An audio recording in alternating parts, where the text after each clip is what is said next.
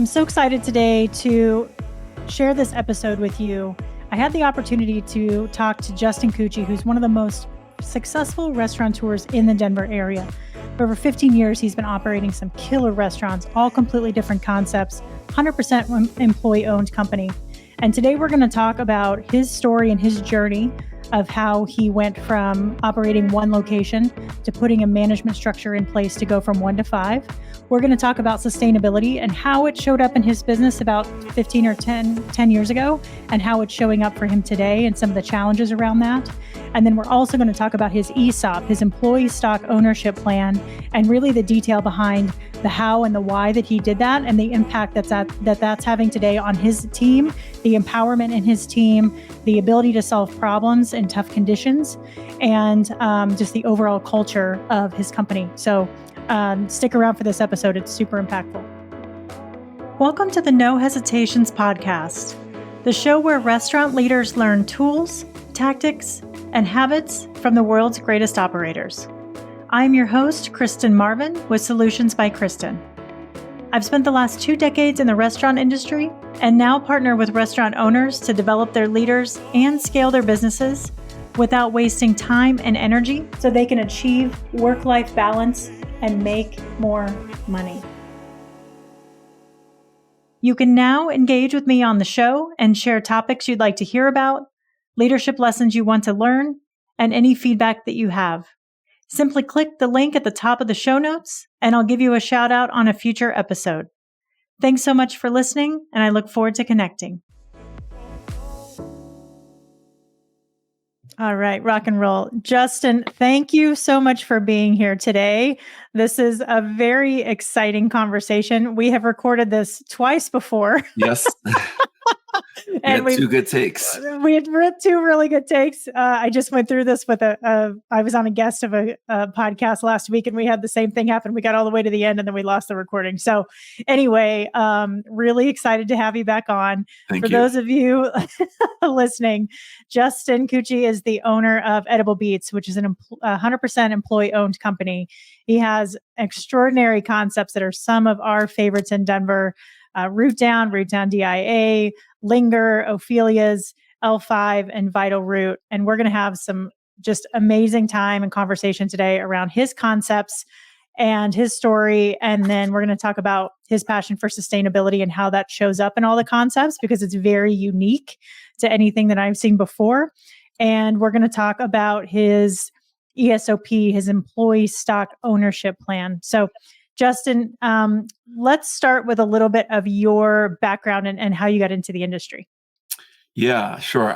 Thanks again for having me. And I was born and raised in New York. And my grandparents owned a restaurant in New York City. That's I think it's the 3rd oldest restaurant. It's called the Waverly Inn, and it's still there. It's currently owned by Graydon Carter of Vanity Fair. But I was lucky enough to grow up in the restaurant business. And really from the time I could walk until I was old enough to work, I, lived as a restaurant rat, just running through the restaurant, being a nuisance nonetheless, but really loving the whole idea of the restaurant. And so when I was old enough to work, I just started doing anything I could to make myself useful and get some extra spending money. But what happened is eventually it just became like a passion. It became something that I lived and breathed. And, I just wanted to spend time in the restaurant instead of spending time outside the restaurant. So I was lucky enough to just go up the ranks and be a server, and then a bartender, then a manager, and then they were actually trying to sell the restaurant. And while they were selling it, I didn't have enough money to buy it, but while they were selling it, I took over for them, and they were retiring in Florida, and I got to run the restaurant for a good 1.5 years, 2 years. And that was my indoctrination into just being a restaurant rat. What was your biggest lesson that you learned during that time? Probably just how to stay connected to my grandparents were so hospitable, which I think you hear that word a lot, but they just breathed hospitality. It wasn't something they thought about. It was something they did. And so I really learned just sort of the art of hospitality, authentic hospitality, not one that's, regimented or a script, and also just being connected to people. They were really great at being connected to the guests. So many guests knew them, and so many regulars were just gravitating towards them, not just the restaurant, but to their person and the staff. And, we had some staff there that was there for 40, 45 years, which is an amazing run. We had our two chefs there. Both were there over 40 years. And that's a testament of just like an amazing connectivity that they had to the staff. I love it. So you move to Denver, you start opening up these awesome concepts in really particular areas of town.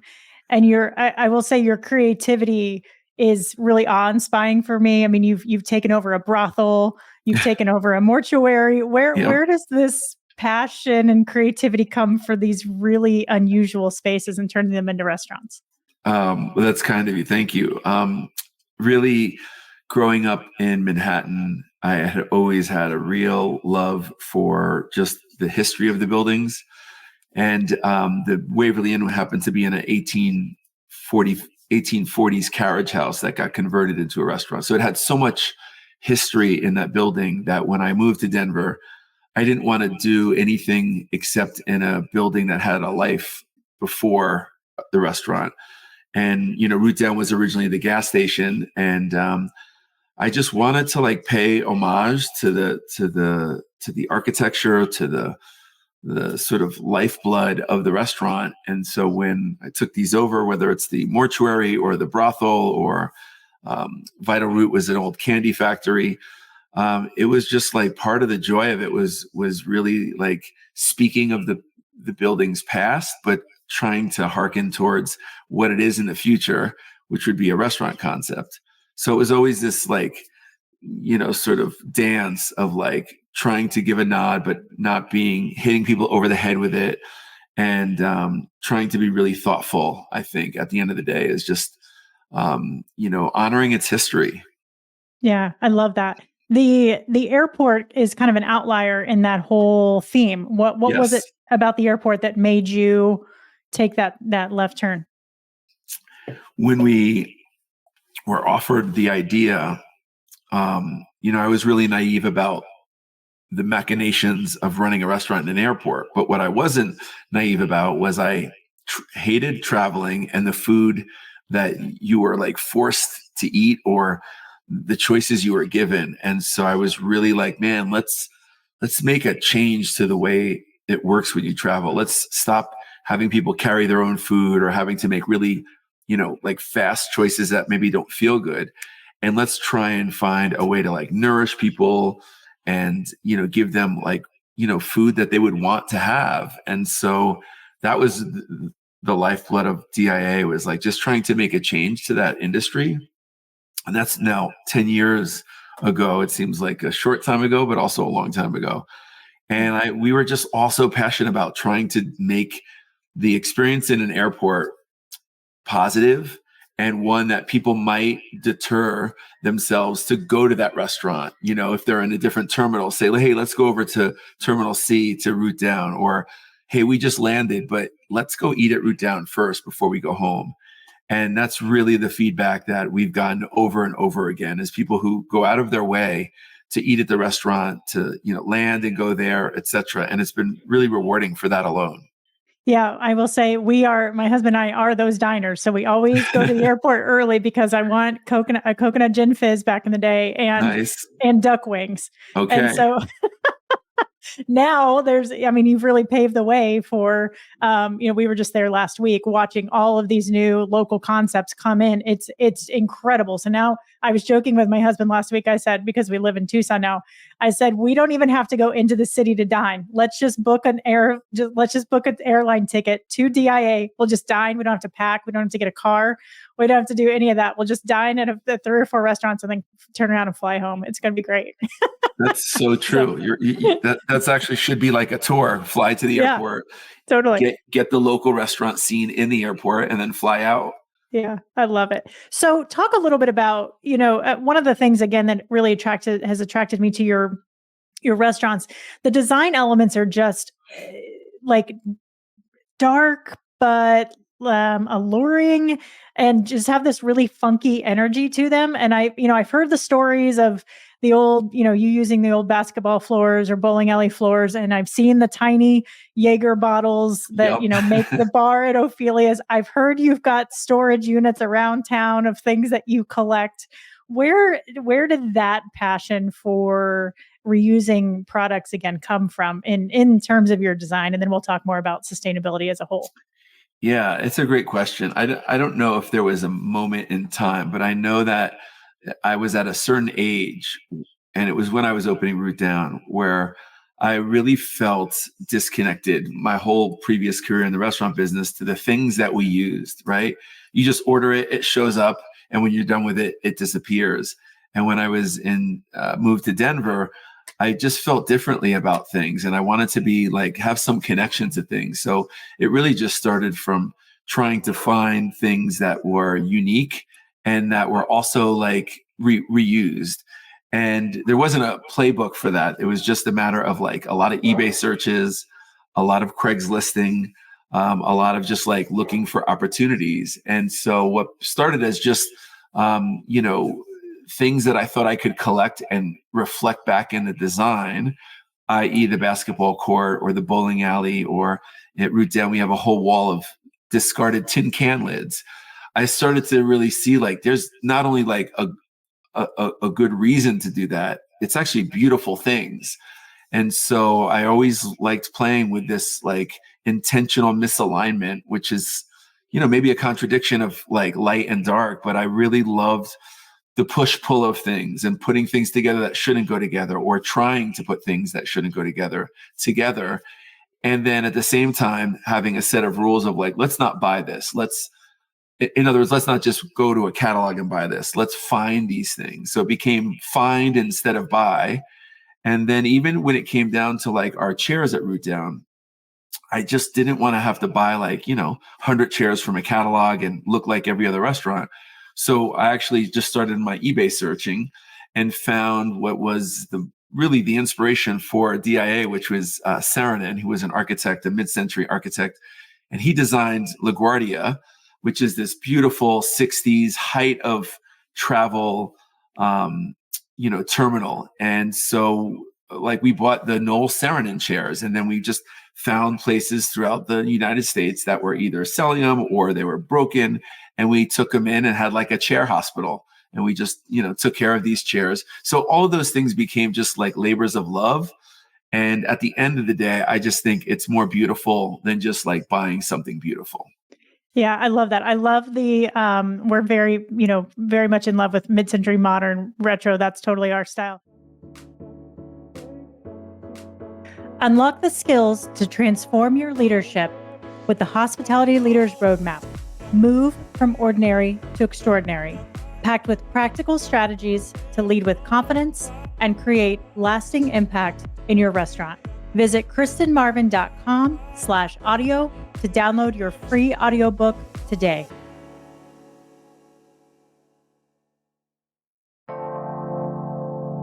Howdy, listener. Are you also a podcaster seeking to stand out in the crowded audio landscape?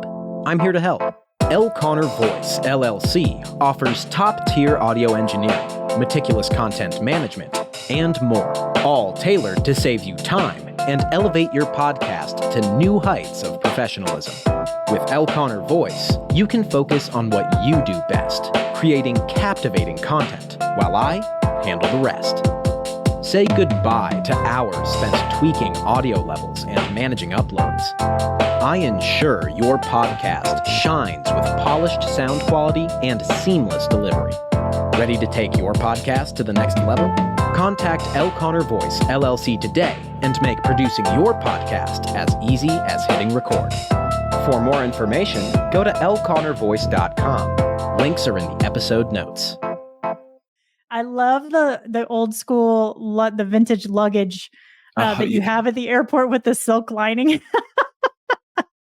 We wanted these little vignettes. Yeah, I mean, it totally makes sense. I look at that stuff and I'm like, I wouldn't want to clean that in a restaurant. That's exactly where my mind goes to logistics, but it's so cool. It just adds that touch, like you were saying. So yeah. I was just going Yeah. to say, we actually staged when someone's at the bar at DIA, we staged a whole bunch of these suitcases to be like moments in time. If you found someone's luggage circa 1950s going to San Diego, if you found someone's luggage flying out to, Rome in the 1980s. So we staged all these little vignettes in these suitcases just to tell a story. How do you tell that story? How does that live through the concept and through, especially in a high volume setting like that? How do you Oof, tell that story? that's a really good question. The way I think we try and tell the story is to have people connect to things. If we can like perk someone's interest and get them to just maybe pay attention a little bit more, maybe they'll find a connection. But even if it doesn't work on that deeper level where there's a connection, we try and do it by having it have an overall experience. Can you be in the space and just have an experience that's, maybe a little foreign, maybe just a little unique, so that you're not just, letting your guard. So you're letting your guard down and just like, being in the moment. Because I think so much of, a great restaurant experience is being in the moment, right? It's just like being in that time and space and being, in your hospitality zone and eating great food and great beverages. So it really requires, being in the moment. And so I think we just try to live that moment and have the moment shine. And that's not just the building and the design, that's the hospitality, that's the culture of our staff, that's the way we source our, ingredients, so that at the end of the day, you can find levels of a connection to the restaurant. And I always say we aim to be like your favorite band as opposed to your favorite restaurant. Because, when someone has a favorite band, all they want to do is share that experience, and all they want to do is relive that experience. And music has that way of really connecting deeply with people for a myriad of reasons. Could be the vocals, could be the music, it could be the song itself. And I think we just try and apply that a little bit to the restaurant and see if we can have that same connection. I love it. Will you talk a little bit about how sustainability shows up for you beyond just the design elements in all the concepts? Yeah, when I started, all I wanted to do was do better. That was like my thing. Like, man, if we could just be better than what's exists or better than we were yesterday. And so my ideas of, being a green restaurant were naive. They were simple, but there were things like, not having bottled water in the restaurants, because I knew that that was just not a good way to be a green business. And even if you find a more sustainable aluminum, water bottle. So we decided to just have all our water be super highly filtered, chilled, so people never had to order bottled water. And so that was some of my initial things, is I just wanted to have our sourcing and our resources really highly respected and valued. But what happened was people who started at Root Down especially had their own ideas, and they started to challenge my ideas in great ways. They started to bring other ideas. And what happened was we just had this culture of being a business that was passionate about doing better. And that, I couldn't have planned that. I didn't plan that, but it just became so strong that everybody was a part of it. And then we just started composting years before composting was, I think, a thing. And we started to, sign up for wind credits for our power instead of just getting, regular electricity grid, and started to just like obviously source our food, locally, and also with, clean proteins that were, sustainably raised. But rather than just saying we're doing that, my chefs were so passionate, they would go out to the farms or the ranches, and they would spend time there, and they would watch the process.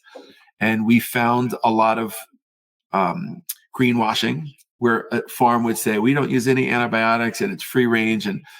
But the definition of free range could be very different depending on who you're talking to. And so I just think the people in the restaurants did a great job of vetting all these businesses, so that when we decided to partner with somebody, it was wholeheartedly, and we believed in it, and we trusted them, and we saw behind the curtain. And I think that's just how our culture of, sustainability, it still is, getting better all the time, but it's still challenged all the time in the best possible way. Yeah. Do you find today that with the generation of workers that you have, are they still curious about it? Are they still looking at ideas? I know the landscape has changed so much. Another great question. Yeah, because what I was referencing was maybe the first 10 years of our life cycle and the people who were there. But you are 100% right. It has changed. And so I don't think people are as passionate as, and maybe they're just younger, right? Maybe we're getting a younger generation who doesn't have that experience. So they're not coming with as many ideas, but I still think when they learn about it, they then are connected to it. And so we're constantly trying to talk about the food that we source and why. And we also last year opened our own, it's called a farm box.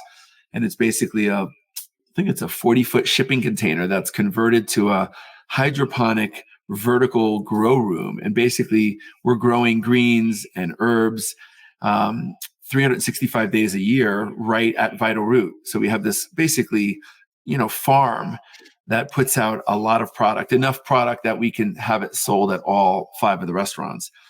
And so I think when people find out about things like that, they become curious. And at the very least, I just want people to be curious about things, to be passionately curious about the things we do. And that curiosity will take some people really far, and some people it's just enough to be curious about it. So it is a changing landscape. And yeah, I think it's just well said. Yeah. Are you finding that your sustainability practices and the culture that you've built, is that helping you attract people and helping you recruit? Are people coming to you saying, I'm hearing what you're doing, this is amazing, I want to be a part of this? Again, in the first 10 years, hell yes, that was a thing that people would seek us out because I think they really wanted to work at a place where things mattered and their time and energies mattered. And then, bigger philosophies mattered about, just the earth, humankind, resources. I think less so now, but I do still think we're luckily, there's people who still just want to come to the restaurants because they've heard about some of the things we're doing, whether it's the gardening, whether it's the way we, do the design, whether it's our sourcing. So I think that it's still there, but it's a lot less frequent Got it. than it once Yeah, was. I think a lot of people in the younger generation just expect businesses to be operating like this now, That is so true. right? Yeah, it's like, you're not impressing me. This is what you Right. should be doing. Like, don't brag Totally. about that. Yeah, exactly. Um, That's, that's smart. so let's talk a little bit about your growth strategy, and then we'll kind of get into this 100% employee owned concept that you've adopted. I've had a couple conversations over the last 2 weeks, so this is really really good timing of restaurant owners that have 2 concepts and they want to go to 4, they want to go to 5, but they're still operating solo. And their biggest question is, how the hell do I do this? I'm already buried. I'm already in the weeds. Would you talk a little bit about your decision to grow and then where your management structure is today? Well, another great question. So glad to get questions like this because this was an inflection point in the growth of my restaurants. We opened Root Down. It was incredibly successful. I was a sole owner. So that obviously has a lot of benefits, but it also has a lot of detriments. And at the busier we got, the more I was being pulled, the more plates I was spinning. And at the end of the day, something has to give. And so I was at a point in my life when I really started to discover, and I mentioned this a little bit with the, sort of sustainability practices. I discovered collaboration as the most beautiful thing.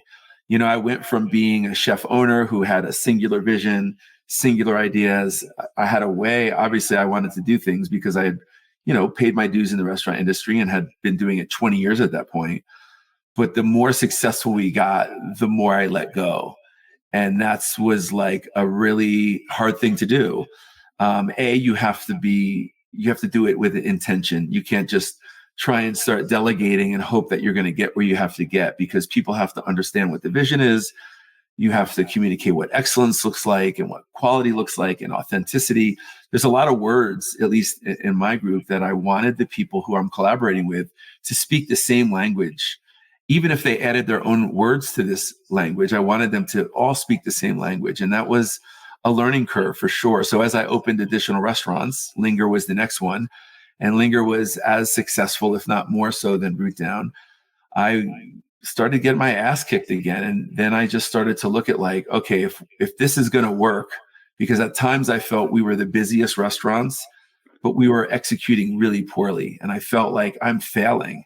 Whereas everybody from the outside looking in says, that is the most successful restaurant we've ever seen. And I was feeling like a failure. And the way I bridged it was by really buying into leadership instead of management, collaborating, and then really just finding great collaborators. And that was something I was really fortunate to do, was to find really great collaborators. But, you know, it's not as easy as saying you're a good collaborator. It's a trust thing. You know, you have to give a certain amount of voice to people. You have to let them make decisions that maybe you feel strongly about. There's many times when I'm in a room with my key people and I might feel strongly, but you know what? I want them to take this and see where it goes. And many times that doesn't end up where I think it's going to end up. And it could be in like really great successes. And I think it's just, you know, you have to be willing to give up a lot. But at the same time, I say that I was like a democratic dictatorship, because at the end of the day, being the sole owner, I still got to have veto power over it. But I think you just have to like not feel like, hey, yeah, you just have to make yourself a collaborator instead of like the final, the final vote. And I really try and avoid myself being the final vote, because I do have final vote to say yes or no. But I rather vote with everybody. And if we have a chart in our room that goes from like -3 to +3, and we'll often take everyone's temperature, because it's not always yes or no. It's like, I feel strongly about this. I feel okay if we move forward. I feel really strongly if we move forward. So we have this great chart. That's a great way for us to get people's opinions without it just simply being yes or no. So I think that's the way I navigated it. And I Justin, would say, sorry to interrupt you. Will you speak a little bit more as to what roles those collaborators played? Yeah, sure. So, I went from being a chef owner who tried to be a little bit in the kitchen and a little bit in the front of the house and also working, on the books, to now saying, okay, I'm going to find, a right-hand person to help me just be all of that. And where we ended up going was finding, Megan, who's my VP, and she was my sort of right-hand person for a while, but, and I really was hiring for an assistant, and she applied for the job of assistant. But, soon after I realized like she is capable of so much more. And so she became, pretty much the VP of Edible Beats. And then we had other people I have someone named BB, who's Brian. He started as just like a part-time floor manager.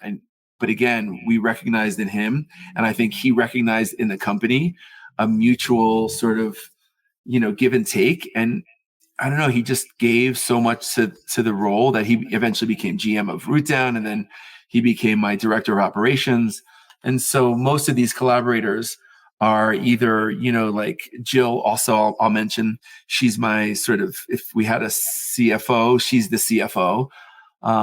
And these people just really, I never could have written a script like this. I never would have known that I'd have these 10 and 15-year relationships with collaborators that now I feel like I just tell them, like, I want to be obsolete. I want you guys to take this, because this is as much their vision as it is my vision now.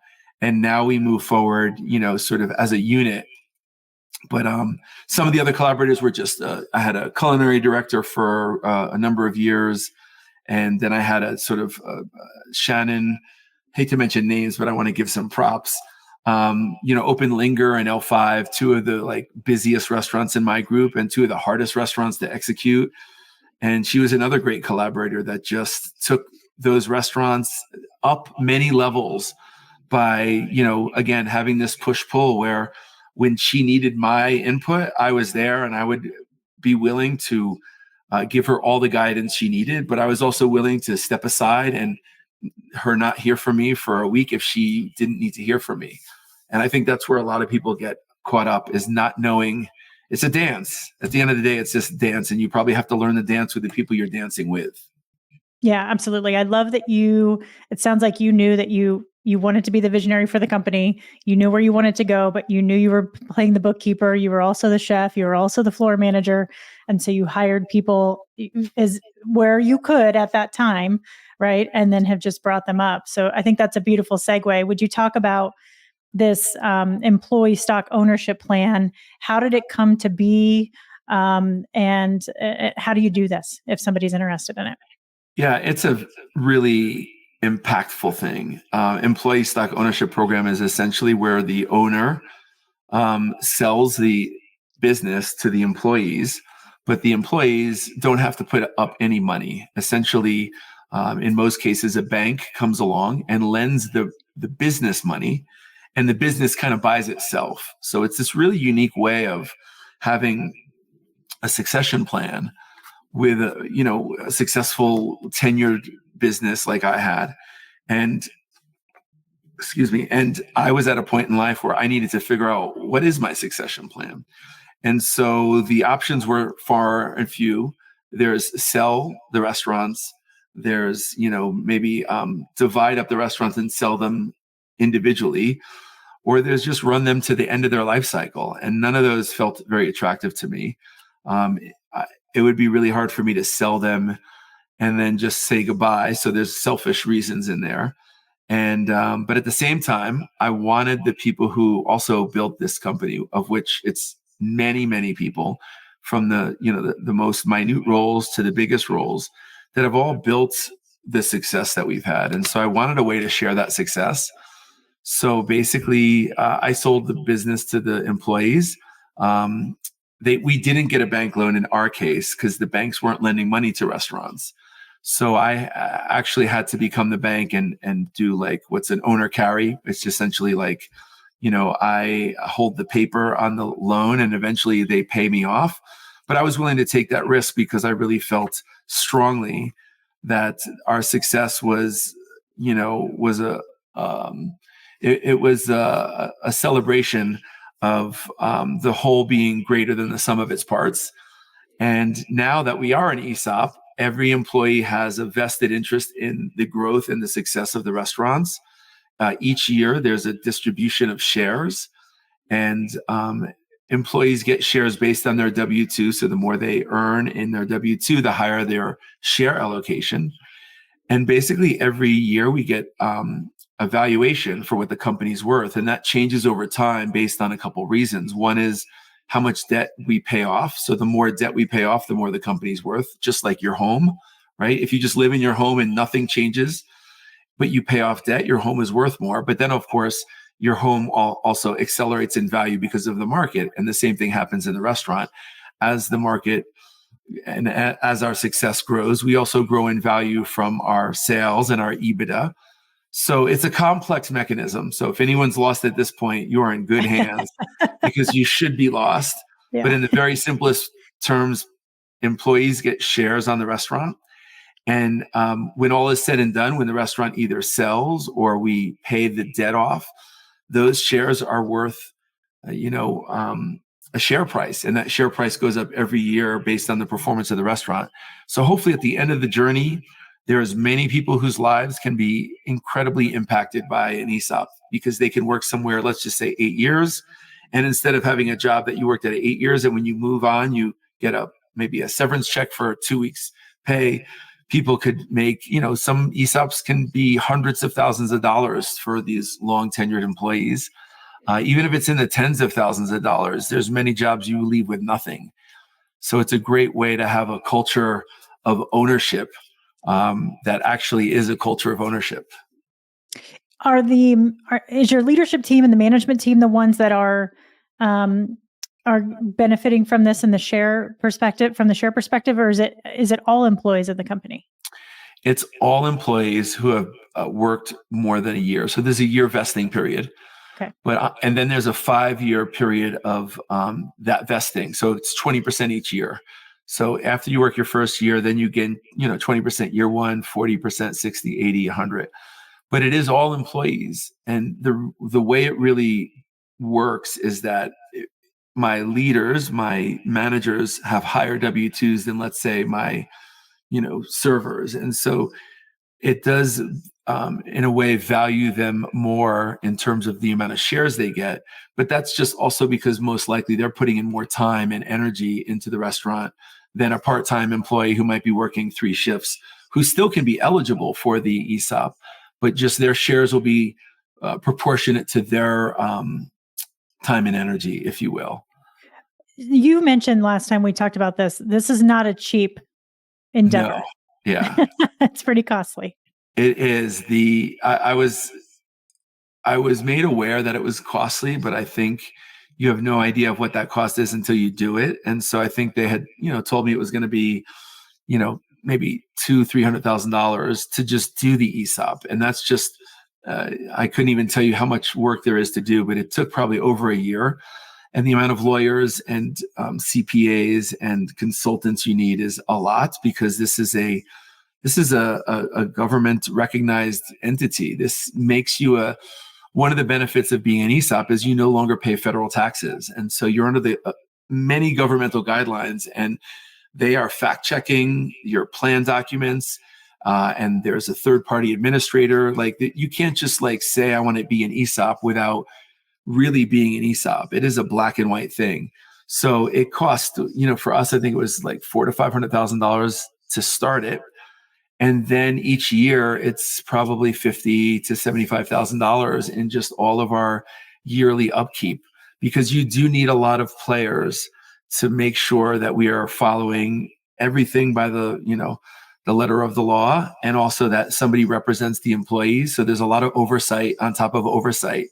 And I'm all for that, because I don't want employees, often in these kind of instances, employees could just wonder, is somebody else being favored, or am I not getting my shares? And, there's just a lot of instances when I think people don't trust, businesses, and I understand why. But in this case, there is so much oversight. It is luckily out of our hands, and it's in other people's hands to basically monitor the health and wellness of the ESOP. What have you seen the impact be from your leadership team specifically, from, I guess, pre-ESOP to where you're at today?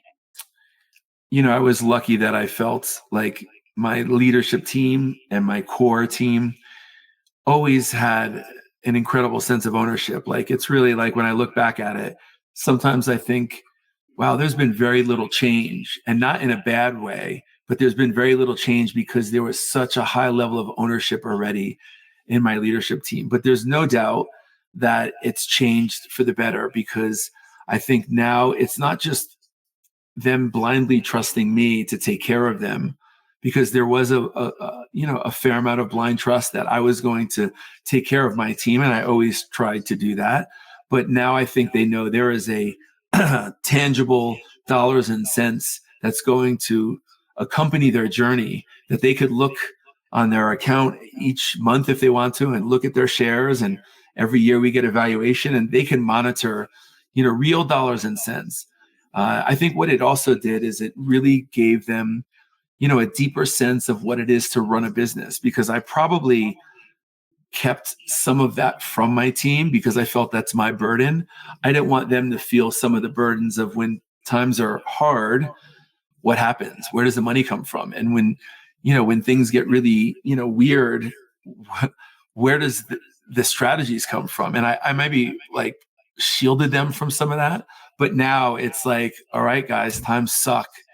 Look in the mirror. What are we doing here? What are we each going to do to change this situation? Or if we have a situation that we're, trying to solve, it's not just imbalance, it's really equal for my leaders. So I do think they've taken on a much bigger burden than they have before. And again, I probably shielded them from some of that.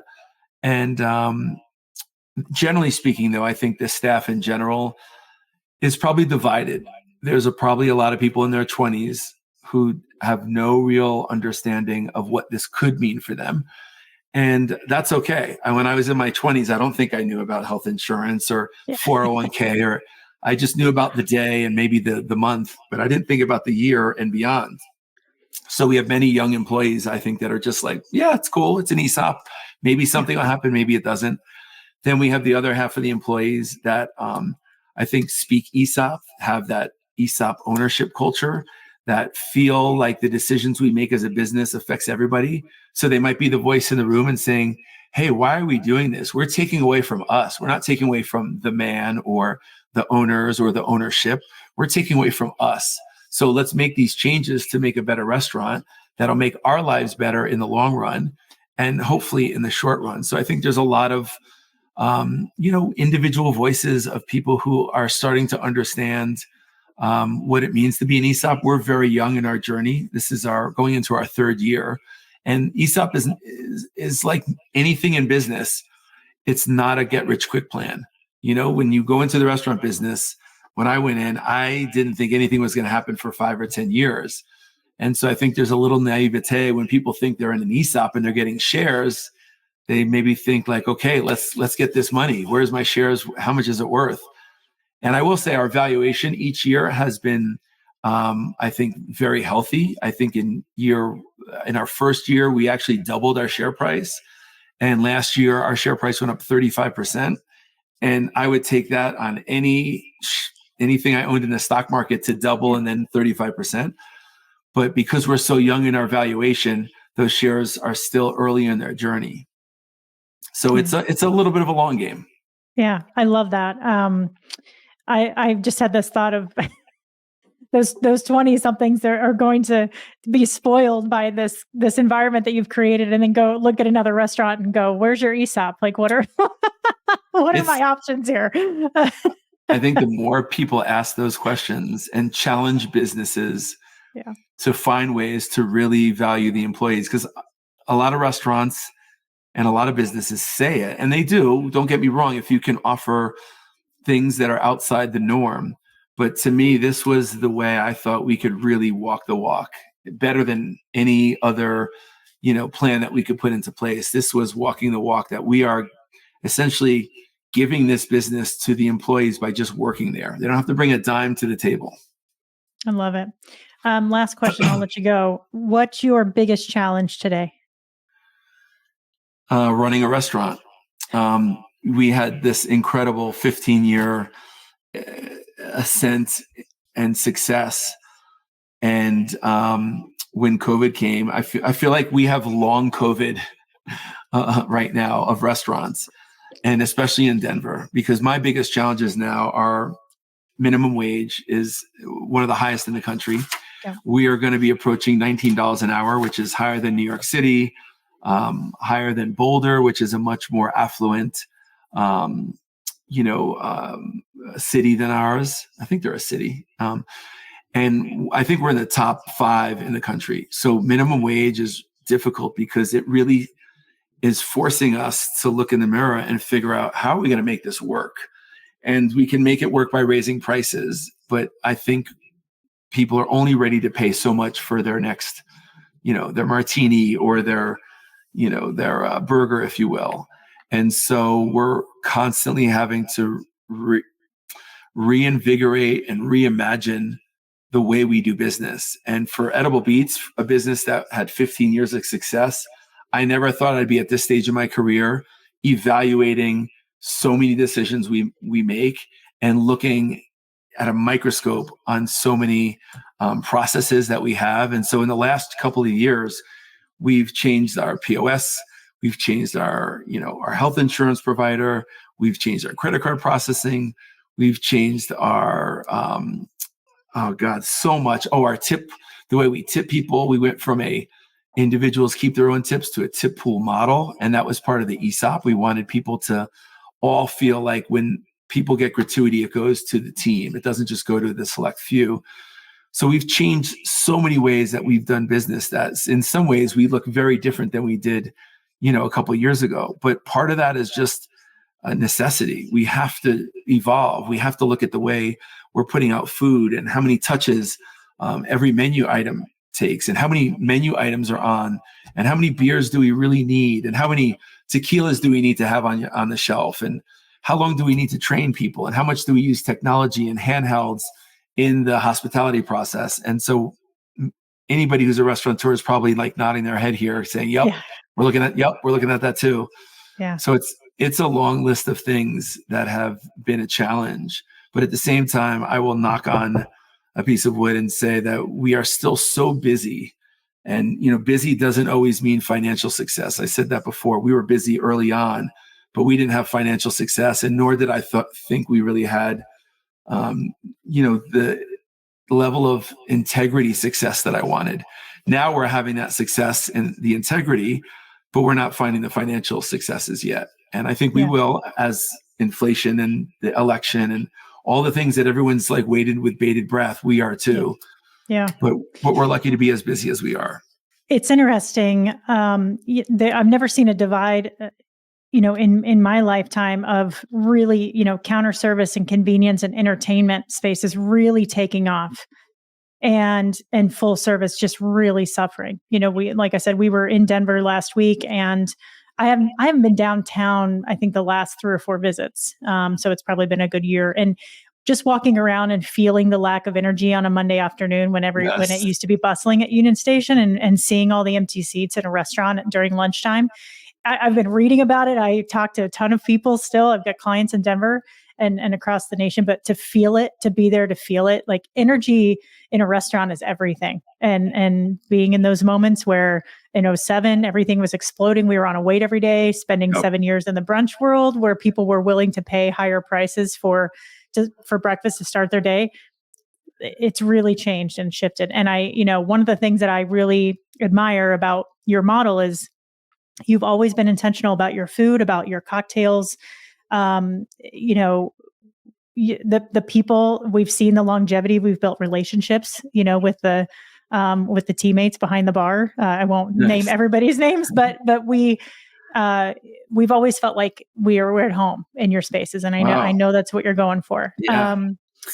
And so I think it's groups like you with this level of intention and empowerment of the teams and the vision that are successful these days. And congratulations on that. I know it's not easy.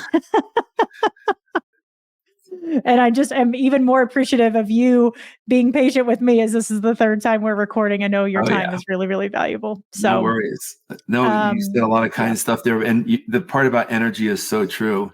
The Monday nights, and that used to have this crackle to them, or even at 7:00. Yeah, there's times when you could drive a car through the restaurant and not hurt anybody, and that's a strange shift. Yeah.